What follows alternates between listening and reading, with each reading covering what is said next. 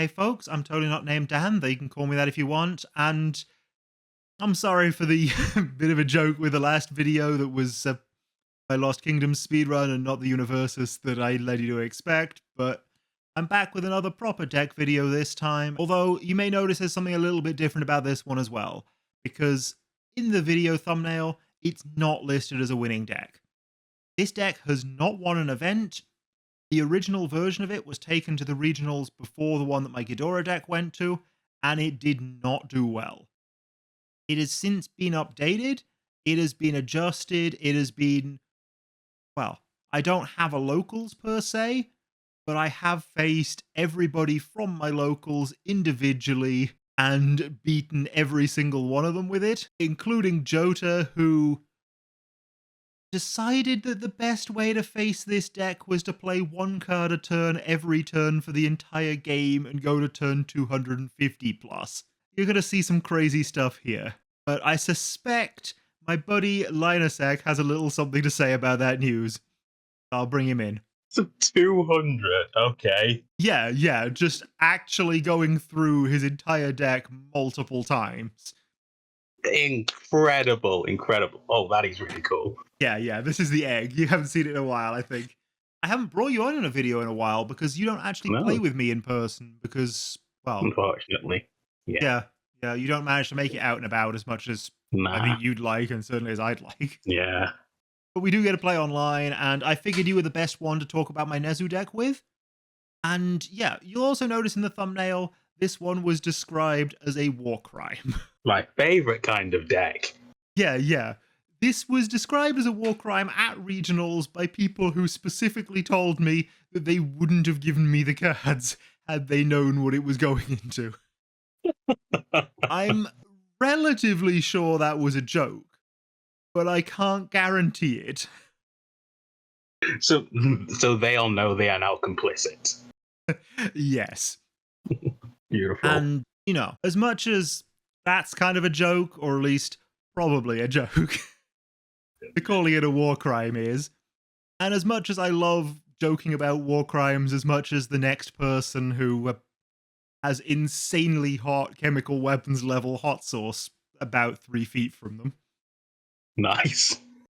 I also would like to point out that the thumbnail for this one, the art for it, specifically came from the eSIMs for Gaza program, which specifically was about keeping people in Gaza connected to the internet via mobile, and some of it was for local people to see what was going on in the world, be able to get their stories out, be able to see when it was safe to leave and stuff. And others, it was more for journalists so that they could get stories out, because yeah, a combination of independent journalists and Doctors Without Borders were basically, as far as I could tell, the only impartial news sources coming out of there at the time. So I would very much appreciate it if you'd show some support to any of those. I personally will link them down in the description below. I paid a bit more for this thumbnail than most of the ones I've been doing, but I figured it was a good cause, it was worth it, and I hope you all enjoy the crazy Nezu using the Cape of No Return there.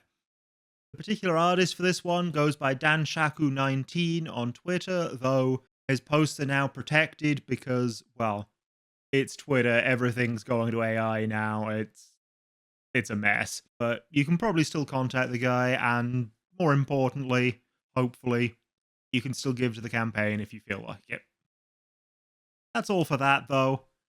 I feel like we should get into the video proper. What do you think? Yes. Cool. Then here we go. This is the full list, and you'll notice it's a bit different to most of mine. You'll notice there's a few different card types up the top and on the second row, but the bottom row is pretty much entirely filled out with one diff foundations. We'll talk about exactly why that is in a second. That's never a good sign. But first, I think we should probably just take a look at the character as we usually do. Because this is Nezu. Nezu does 3 things. The main thing that most people focus on is that response. After your rival draws 1 or more cards during the combat phase, you draw a card. Now, this says due to a non-character effect. The actual printed judge card doesn't, so I don't know where TCG player got this image from. Because I specifically have sleeved up one side, the version of the card that's got the nice judge foil bit on there. And on the other side, the version that's actually got the correct text. I don't think UVS games would actually approve of me doing that. I think that's probably technically against the rules. But when it comes to sleeving up characters weirdly, nobody actually cares about the rules. When it comes to the rest of your Fair deck, enough. it's a lot more specific. People care far more. Understandably. But the character, nobody gives a damn. Yeah. So yeah, the abilities are that when your opponent draws a card, you draw a card, as long as it's not due to their character. So you always have cards for blocking, essentially, because, well, anytime your opponent draws into more attacks, you draw into more blocks. That's And just kind of people funny. like to run this guy with specifically Mop Strike, which was banned a little while back, so I'll link to that in the description as well, the video where we talked about that. And people were, every time I mentioned I was playing Nezu, telling me that he just got hit with Mop Strike ban, and don't I feel awful for it? I'm like, no. Why would I play Mop Strike in Nezu? But we'll get to why this isn't a Mop Strike deck in a moment. Next, we've got his Enhance, which is once per turn, discard one card, add one card from your discard pile to your hand with a difficulty matching the discarded card. So for most people, that means this is a toolbox deck. They play a lot of one-offs. We're not doing that either, but we are using that ability, and we are using the hell out of that ability. The final one is Enhance once per game, look at your rival's hand. Now, we do that too, but we do that specifically as a joke just to piss off our opponent when they're about to win anyway. Nice. In no real situation does this deck care about that, which is wild. Yeah, I feel like a lot of decks would care about that because, like, oh, I can push the game now, but the fact that this doesn't is very concerning. Yeah, so I have right here the key card, and you'll see there's 3 regular and 1 XSR version of it. For whatever reason, the XSR version was a quid more, and it was the only one they had a copy of in stock when I needed a 4th copy, so... Nice. This is Genkai's guidance. It has first form remove, discard 1 card. Your rival discards 1 card. Nice and simple. You trade 2 cards for one of theirs when they have less in hand, so that you can push your attacks through more easily. That's what Genkai's guidance is used for in a bunch of decks, but actually the main effect of it, and the one we're using here, is this response, destroy 3 foundations. After your rival plays an attack, remove it from the game. That's so mean. Note that this doesn't have any sort of discard or remove or anything cost, so it stays in the card pool. That's So it mean. counts towards progressive difficulty and stuff. But yeah, it's a real mean just remove their attack. Be clear, just in case you didn't get it, that's your foundations you destroy, though. Yeah, it's still really mean. Yeah, Like, no restriction, just no to this attack. Yeah. And they don't even get to enhance on it or even get a second response on it if they're responding to the attack. Oh, so mean. It even stops the new Blitz abilities. Oh. So that's Genkai's guidance. And yeah, because it doesn't remove, it also goes to discard pile at end of turn, which means every turn there is 1 in discard pile for us to pick back up. So we can just loop this. Oh. Yeah. It's not a very fair card. And this deck was made to show how not very fair that is. But there's more. It keeps getting worse. We run exactly 8 attacks in this deck. Uh-oh. The first is Dimensional Sphere, which, as you'll see, is a 5 mid for 1. It is not a good attack as an attack. It does have stun 1, which is nice, though not so nice if you're not planning to string out, like we're not because we only have 8 attacks. And it has Enhance. If this is not blocked, draw 2 cards and discard 1 card. So the idea is that you're filtering your hand, and that's the payoff to make your opponent want to waste their blocks on this. But we don't care about that. All we care about is the response here. After you block with this card, remove the block attack from the game. When this card leaves the card pool, remove it as well. This is also really mean. And this is a +1 mid block, and that's an on block trigger, not on resolution trigger. So your opponent doesn't even get the damage step if you partially block. It's just like, be gone. Yeah. So that's how we're removing a bunch of their attacks. There are a few other things that work with this, like, for example, Confused here is our anti-throw tech. This is Enhance Flip, remove 1 attack from your rival's discard pile and choose one of its keywords. This attack loses that keyword and cannot gain keywords. So yeah, if they're problematic keywords like throw, great, but also it just removes an attack from their discard pile.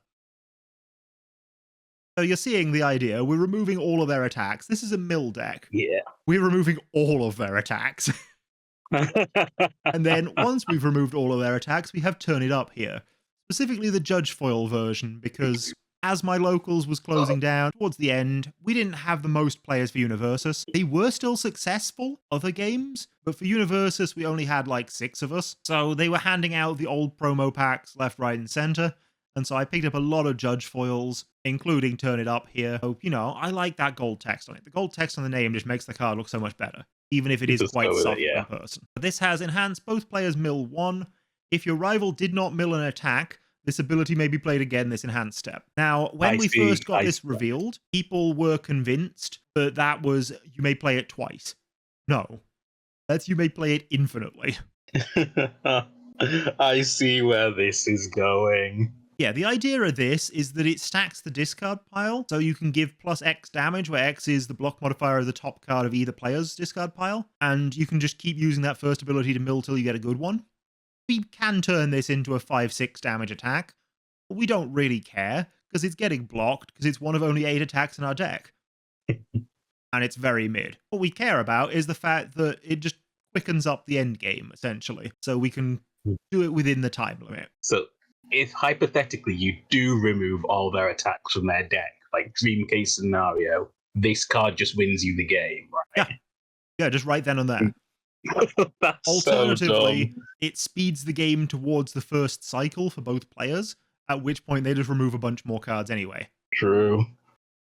We then also have Cape of No Return, which is really useful in the early game when we haven't set up as much, because this goes 1-for-1 with their attack from your stage, which is way better than Genkai's Guidance, which goes 3-from-1 from your stage and +1 from hand as well. Yeah.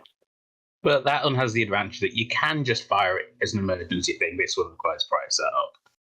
Yeah, Cape of No Return, you have to put it down. It removes itself, so you only get 4 uses of it in the entire game. It's unique, so you only get 1 per turn, unlike Genkai's Guidance. And it just generally has a lot of limitations, but it keeps us alive in the early game against aggro. As does that Dimensional Sphere, as does the Wound Restore here. Now, Wound Restore is interesting because it's also the only way we can kill through damage. Well, damage, realistically. quote unquote. This has Enhance Remove. If your attack deals damage, your rival loses 4 health. So if we know they're not blocking, we can stack a whole bunch of these, because remember, we can tutor from discard pile, onto one attack, and then just have it burn them for most of their health bar. But the main use of it is that first Enhance, Remove, gain 5 health, which just essentially makes up for 1 attack that we've eaten. So if there's something we don't mind going to Momentum, don't mind taking the effects of, we can just leave it there, we can gain that 5 health, and then we can use that Enhanced step to do our tutoring to pick up the Genkai's Guidance for the next attack. This is so scuffed in the best way. Yeah, alongside Wound Restore, we also have Recovery Time, which is similar. It's remove after you take 5 or more damage, gain 4 health, and we can do that multiple times in an attack. It's also +1 mid-block with Breaker 1, which just makes their turns more difficult. That's very nice. And we do actually block a fair amount in this deck. It also has, though, Response. After this card leaves your hand due to your rival's effect, draw 2 cards. Now, that sounds like draw 2 cards. It's actually draw 4 cards, because what we discard this to is the card Botan's Coaching. Botan's Coaching is a 15 quid rare foundation from Yu Yu Hakusho. It appears to have been short printed or something. That is a 0 diff, so runs in every death deck for basically free, and just says flip both players discard a card, draw a card. Oh.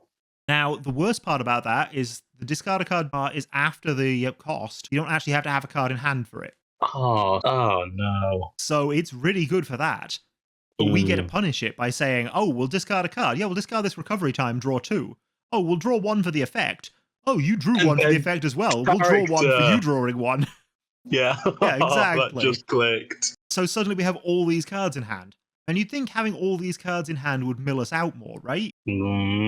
That's not how this game works. The more cards we have in hand, the less cards we draw for turn. So it's actually just having more cards now when we need them to block. And yeah, okay, if we use them to block, that means we draw more. But it also means our opponents played an attack, which means they draw more. Okay, the mill strategy in this game feels so weird. Yeah, it is a really strange one. So The other two diffs we have are Evil versus Good. We have as a 2 of, because we never need more than one of this in hand. But this stops Incredible Display, which for a momentum turns off our Genkai's Guidance. And this stops the opponent's Evil versus Good or Showdown, which could also cancel our Genkai's Guidance. So basically, if they have a response to our response, It's nice to just see like and tech we know cards about in it, play. we 2 diff for Evil versus Good at the cost of one of our other 2 diffs, which are these 4. We pick up this, and we just hold this in hand to say, oh yeah, please respond, I'll just say no to it. And then you'll have wasted your response, and it costs you a lot more than it costs me. It's like the imminent threat of the counter spell. Yeah, then the final 2 diff is this Crushing Truth, which is just in here really for, it's a +3 mid block, which is awkward. But it's response after you block with this card, build it committed. So it's just a way to mess with the maths. Let's say we have 5 foundations down, our opponent knows that they have 3 attacks. We're probably going to block one of them, but one of them will get through, right? No, we block, we build this. Now we have 3, now we can Genkai's Guidance a second time. Oh, that is nasty. And we don't mind the fact that we have 0 foundations left after that. Or at least we don't mind it too much, because we run so many foundations in the deck. Our deck is mostly foundations. And in addition to that, we check 5s. Oh no. So all of these blocks are happening. But once this is down there, once it's ready, we have Enhanced Destroy, Seal Your Rivals, All Good, or Order Attack. This will just hit random things. It's actually got a nerf with Attack on Titan, because the attuned symbols mean cards only have 1 symbol, so they don't have random symbols that aren't what the deck's based on anymore. But even so, a lot of the older cards will just randomly have one of these symbols, and we can say no. I mean, it's not the biggest thing, but if it turns off a throw, that keeps us alive a lot longer. Oh, that's a good point, yeah. So this is also kind of throw tech, like the Confused, like the Dimensional Sphere, like to a lesser degree the Genkai's Guidance. So this was apparently one of the toughest matchups for the Amajiki player at that regionals, even before we had the Confused in there for that matter, because we had the Crushing Truth, we had the Dimensional Sphere, we had the Genkai's Guidance. They had to play their kill card something like 5 times before it killed us. Oh. So it didn't win, it just made them hate you.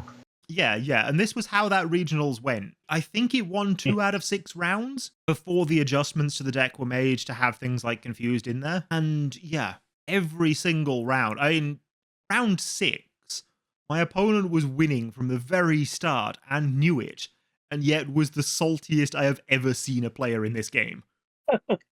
Bro just made Genkai stun. My round 4 opponent's friend who was sat next to us during the match came back to me after the event to tell me how much he loved witnessing me traumatize my opponent.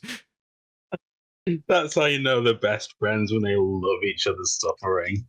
Yeah, it's a very British thing. Yeah, there was so much of that. And speaking of such things, shout out to Emma Gillespie from the Dobbers cast, who was the only opponent who walked away still smiling to some degree. Because yeah, this deck is a lot to face. Yeah, like, I'm laughing now and I'm finding it funny, but if I was on the other end of this, I would not be having a good time. No, I know you No? wouldn't. Oh god, I like playing Fat Gum. That would be awful against this. Oh yeah, Fat Gum doesn't get to do anything against this. Oh no, that's terrible. I mentioned we have all these 1-diffs. Have you realized why we have all these 1-diffs? Because we can play them cheaply? No, because every single one of these is a card we can discard to tutor for Genkai's Guidance.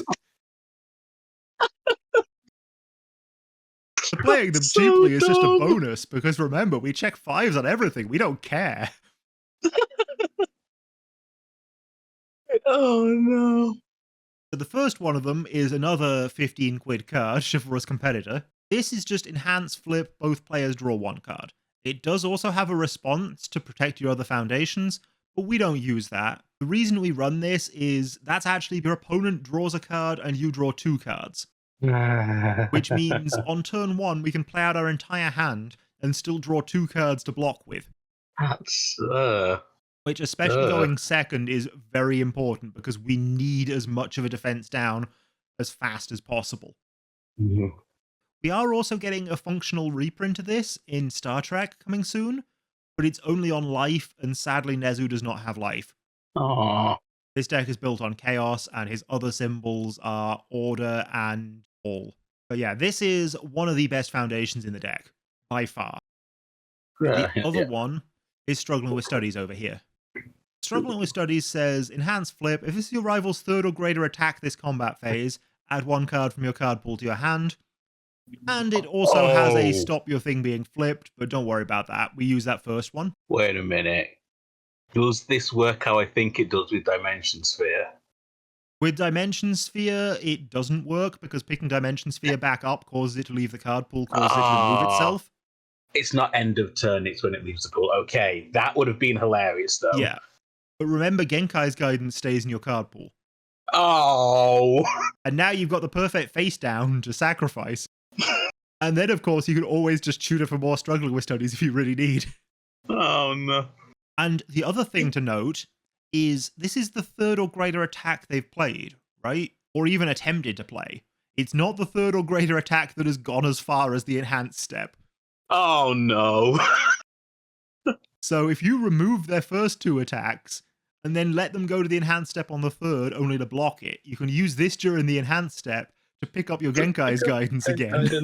And then on their 4th attack, you remove that.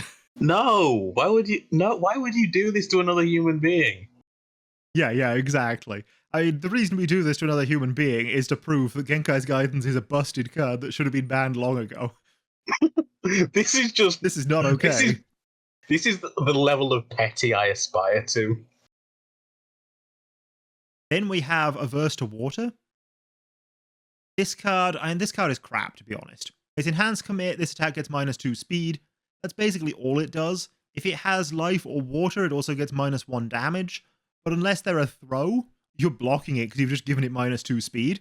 So that really doesn't matter. That literally only comes up against Amajiki, and even then, it only comes up on half his attacks. And even then, it only saves you 1 health. It's just not a great effect. But then you'll notice we've flipped a bunch of things. So we got Fast Friendship here. With Enhanced Flip, this attack gets -2 speed. Then if you have more face down foundations to your rival, it's -3 instead. Note that it flips for cost before the effect goes through. So just flipping it can be enough to give you that -3. And -3 is huge. And then you have a face down, which, oh look, we can commit to pass the block check and then sacrifice to the Genkai's Guidance on the next attack. Dear, this is a thing. This is a thing you made. This is a thing that I made. Then we have Creeped Out. Enhanced Commit, your check to block this attack gets +2. It's like Speed Hate, but they can't reset it. And then it also flips to reduce Breaker, but nobody actually cares about that in this deck, because when are we playing 2 attacks? True. Problem solving, this one's hilarious, because not only is it a good high block, and not only is it, after it's committed due to a rival effect, ready it. Note, this is important that it doesn't state during the enhanced step, because this means it can ready after Toga commits it with her character responsibility, because Toga still gets to commit as her first response before you get your Genkai's Guidance response. Okay. So having a card that can once per turn say no to Toga, and say no to the character ability even, is very important here. I like that. It's matchup specific, but, I mean, we can always just discard it for Genkai's Guidance if we don't want it, right? True. Every card is either a tech option or just another copy of Genkai's Guidance. Yeah, this is the thing. When every tech option is also another copy of Genkai's Guidance, does it really matter that it only works against 1 or 2 decks? No, because Genkai's Guidance works against basically everything. Yeah. It's also then got Response. After you discard this card during the enhanced step, your next check to play a card gets +1. So when we discard this for our character ability, our blocks get better. Oh. That's just a slap in the face. It's good, but it's just, I feel like that's psychic damage more than anything else. Well, it just sits there to say, no, you can't make the maths work whenever we're in the block step, or whenever when the enhance is trying to make things ready for the block step. And yeah, maybe it is a little bit of psychic damage, but this entire deck is psychic damage. This deck scars people. Yeah, but the thing is, when it's a deck that's this mean, The small, mean things are the worst things to be on the receiving end of. Yeah, it's the good old flavor text of smallpox, right? You don't give them the one big traumatic event. You give them all the tiny little inconveniences, all the small sufferings. Then we have Infinite Potential, my Sonic edit, because of course, he's one of my favorite Sonic characters, possibly my favorite, even though I know full well people think he was terribly written, and honestly, he kind of was. They wrote a really, really edgy backstory for him, and then realized they couldn't put it in a kid's game, and just vaguely alluded to it with a voice from offstage for one line. But this is in here specifically because it's a +1 high block on a foundation, which is crazy. Foundations don't have +1 high blocks. But set 1 of My Hero Academia didn't know that. Things were different. The blocks on foundations were crazy in that set. Now, I said set 1. Set 1 is no longer legal. That has rotated out of standard, but there was a reprint of this card as a promo at one point that just so happens to have been printed with the set 4 watermark. So this card is legal. This card has response flip. After your rival plays an attack, change its zone to high. We actually don't have a lot of high blocks, and our best high block is Infinite Potential itself. So while being able to tutor for a really good high block is fantastic, this foundation actually really sucks in our stage. That's really dumb. Yeah, we're using the card for exactly what it wasn't intended for. Using itself to block attacks that were already high. And then our final foundation is 2 copies of Where's Your Smile Now, because I needed them to make up space. Note, making up space was bringing it up to a 64 card deck, not bringing it up to a 60. What? I'm not sure why 64 was exactly where I wanted to be, but I've since found that alongside this asset, 66 is in fact the perfect deck size for being able to punch up above our weight against the sort of 70-somethings that some people play. Fair enough. So Where's Your Smile Now has Enhanced Flip, add 1 card from your rival's discard pile to the bottom of their deck. That actively hurts us. Don't use it. But it also has Response once per turn. When your rival's attack deals no damage, your next check gets +1. So you just get to punish them for being blocked. Wait, if the attack is removed before it resolves, does this count? If it's before it resolves, yes, but it has to have gone through the damage step, which it doesn't if you block with Dimensional Sphere. Okay, then. So this does have to be on a block. Basically, you block, you punish your opponent for being blocked, and then you wait to see their next attack, and maybe it's something else you'll block. Maybe you're just bluffing. Maybe, in fact, you just Genkai's Guidance what they play. Get +1 to your check to play the 1 difficulty Genkai's Guidance, and just rub it in. That's some more psychic damage right there. Yeah, the thing is, most of the time, this card does nothing but psychic damage. Yeah. It's mostly just making up numbers, but it's hella funny. And the fact that it's Where's Your Smile Now as well. It's perfect. Yeah, the name of the card is perfect for this. I mean, it's not the best card in the deck, but it's the best card in the deck. Yeah. Then we finally have Pro Hero Rankings. Pro Hero Rankings is a controversial card, shall we say, because it has Pro Hero Breaker 1. Nezu is a pro hero. Look at this screenshot of the anime. It says that he's a pro hero. His character card has not been errata to have the pro hero trait like every other pro hero, because he is only ever seen being a teacher. There is one person who specifically said if they won the Wish tournament, their wish would be just errata Nezu. Just reprint him with the pro hero trait. Nice. You know, you got to design your own card. And he just said, no, my card is Nezu, but with the pro hero trait. I love the idea that it's not even Nezu, it's Nezu 2, and the only difference is the pro hero tag. Yeah. Imagine if you could just stack Nezu with Nezu, but he has pro hero. It wouldn't even make a difference because stacking doesn't matter with Nezu. Also, you wouldn't even be able to do it in Spotlight. You'd have to do it in Retro because in Spotlight and Standard, they don't allow you to stack different versions of the character, even if the only difference is the pro hero trait. That'd be so dumb. But yeah, this card has 2 abilities. It has Enhance Commit, Reveal Your Hand. Your non-throw attack gets +1 damage for each foundation revealed this way. Max 10. We can actually hit that max 10 because we draw so many cards, especially in certain matchups, and so many of them are foundations. That said, though, we never use that ability because A, we don't want to reveal our hand. We don't want to show our opponent what specific gimmicks they're dealing with that next turn. And B, our attack isn't going through anyway. So, it doesn't matter if we make a 15 damage attack that burns them for 8 on hit. Unless they've actively shown us they can't block it, we can't use that ability because we know it's getting blocked. Yeah. So the whole reason this is actually in here is that static, that while this card is in your stage, after you cycle your deck, you may choose up to 5 attacks that were removed due to that cycle, specifically that one. So if you've removed from a previous cycle, or if you've removed for other reasons you can't pick back up, but this gives us our turn-it-ups back so we can keep them around to win with. It also just, over the course of a game, gives us like 4 to 6 extra cards in the deck, essentially. Which is another way we guarantee that we win the mill. And then you just shuffle those cards back into your deck. So it keeps your attacks in your deck, it keeps those key cards, and it just says to your opponent, every time I cycle, I'm removing 2 less than you. You're going to have to do a lot more if you want to win this mill. And then they just decide, you know what, punch. And it takes ages for it to work. Yeah. So there are a few decks that specifically manage to beat this with punches, but the big one is the new Spike, because his every attack gets plus damage based on his face downs and plus speed based on his face downs. Oh, and also he draws cards by flipping. And there just comes a point where there's so many face downs that he's getting plus unblockable amounts, and it will kill you in 2 or 3 attacks. And then he just sits there with that many face downs and sculpts a hand of all attacks, and then plays out the attacks, and any that don't get removed, he draws on. And eventually you just die. Yeah. Okay. Most decks do not have that degree of late game. Most decks are more aggro than that. Or, you also get control things like Ghidorah. Ghidorah does not do great against this, specifically because he does not have a lot of attacks, and this will remove all of them. So, yeah. This deck specifically fails against characters that scale insanely. It does not fail against other decks. There's something weird about a mill deck losing to late game decks in a way. Yeah.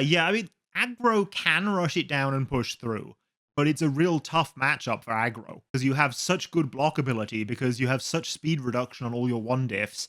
You have such good checks because most things are a 5, and you have all that removal to stop whatever they're doing, and all the healing. This is like the exact opposite of what you'd expect. You'd expect aggro to do well against a mill deck. Yeah, but no. No. Yeah, but no. That's just this deck in the sentence. Yeah, but no. Control does terribly against it. Aggro does not too great. Things that scale into the late game do very well. This still isn't an event-winning deck, but as said, I took this not to locals, because I didn't have a locals, but to everyone who had been at my locals and one by one destroyed them. Mentally. Well, yes, but also in a card game. Unfortunately not physically, because we have not earned that power yet. No, that's against the rules. You're not allowed to suplex people through a table. Actually, that is a flaw in this deck, because the rule was specifically that you can't suplex people through a table after a match loss. So, if they win against this deck and still are massively salty, they are within the rules and within their rights to suplex me. Wait a minute. Hypothetically, if someone won the Wish tournament, would it be possible for them to design a card that allowed them to bypass that rule? I think technically yes. Oh. Now, of course, real-world laws still apply. You can still be done for assault if you suplex somebody in a card game. But you won't get disqualified, and that's what's really important. Technically, yeah, you won't. Excellent. You may also have to write in something about the other rule, though, that says you have to comply with both countrywide and local laws. Like, I love how this is just extrapolated to like how many laws can we break by putting them on a card. Yeah, non-consensual marriage is on a card. True. So we can break a lot. But the general answer is, if you break the law, you're still responsible for breaking the law. Yeah, but you're not getting penalized in the card game. That's what's really important. There are specific Magic the Gathering rules about when and how fast you can remove your trousers. So, first of all, committing indecent exposure is one of the fastest acts in Magic. The fastest acts in order are conceding, followed by unmorphing a card, yeah, I knew that was going to be that. Removing your trousers, followed by adding mana to your mana pool, followed by a fired effect, followed by Split Second, I think it is. No, Split Second, then Fire Effect. I love the fact that it is slower than morphing but faster than mana. Yeah. Which is extra crazy, because to unmorph, you usually have to spend mana. That is so confusing. I love it. But this was in the official rulebook for a time, because until Unhinged, they hadn't separated out the unrules from the serious rules. Nice. And this actually came up at the pre-release tournament. Okay, how and why? Specifically, the card Hurloon Wrangler has Denim Walk, and when the attack was declared, somebody asked if he could remove his trousers, and the official answer was, let me call all the judges in the room, and also, are you wearing underwear right now? Oh, And apparently it took a beautiful. lot of discussion, and then they decided it was a fast action, slower than morphing, but faster than adding mana. Beautiful. Incredible. So yeah, that Oh, is a crime you can commit in Magic, and that is how fast you can commit it. But as for so this very game, fast. they do specifically say do not commit crimes. Mm, Which is interesting, because there is the card that forcibly marries my opponent to me, yeah. which would be a crime. Yeah. God, I Rules love for thee, Incredible not for Playtest me. Partner. But yeah, that's crime for you. We should probably wrap up this deck, though. Yeah. This deck is evil. It's Yeah. built on chaos, but it's evil. Nice. It is probably the meanest deck of all time. People have actively told me they've never seen a deck so defensive, and some of those are people who've been through the old times where we didn't have Deadlock, we just had Wall of Grey. The old times. I'm visualizing that as capitalized. It can be if you want it to be. But yeah, try this deck out. Probably try it out by yourself, though. I'm not responsible for any friends you lose playing this. That's all for this time, and we'll catch you in the next one. Bye. Bye.